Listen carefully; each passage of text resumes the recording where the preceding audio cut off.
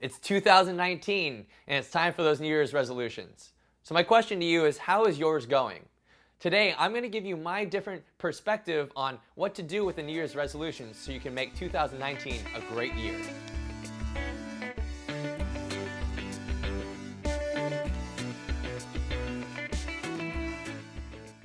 Hey, Matt here with the Leadership Perspective, and in this channel we talk a lot about leadership and personal development tips and strategies. So if you're new, consider subscribing. So as a personal trainer, New Year's resolutions are a very commonplace topic when talking to clients.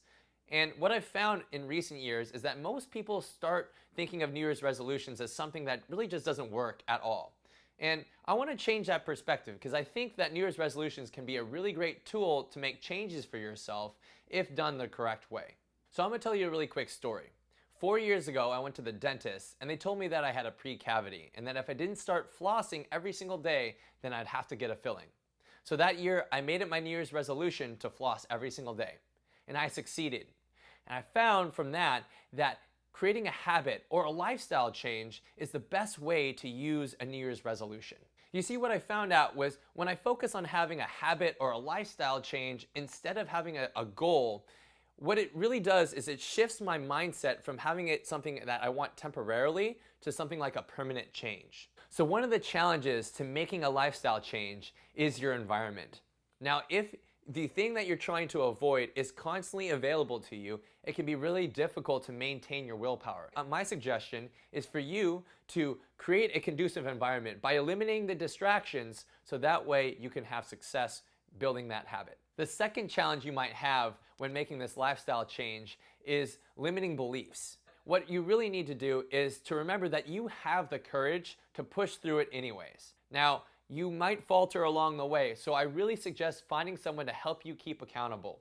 That could be a friend or a family member, so lean on them when you start doubting yourself. Now let's start talking about the things that you can do to help make sure that that lifestyle change is successful. The first one is you have to create a plan. So when I told you that story about the flossing, I really realized that there's no way I was going to continue flossing if I didn't have floss in the house and it was like 12 o'clock at night. I wasn't going to make a Target run super late at night. So I had to plan ahead of time, so I had floss stocked up. So make sure you plan ahead so you can look at those potential problems that you might encounter along the way. The second tip is to simplify your lifestyle change. Now, health-related resolutions are really common, but health is such a broad term, right? There's exercise, there's nutrition, sleep, mental health, there's so many different categories. So my suggestion is to simplify it by picking one particular area. Get great at that. Master that area so that then you can move on to the next one, having completed one area into your life. The final tip is to treat this lifestyle change as a journey.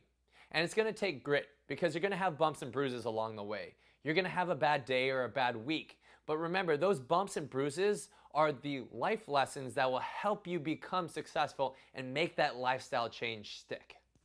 Thanks for checking out this video. If you liked it, give it a thumbs up and check out my channel if you want more content just like this.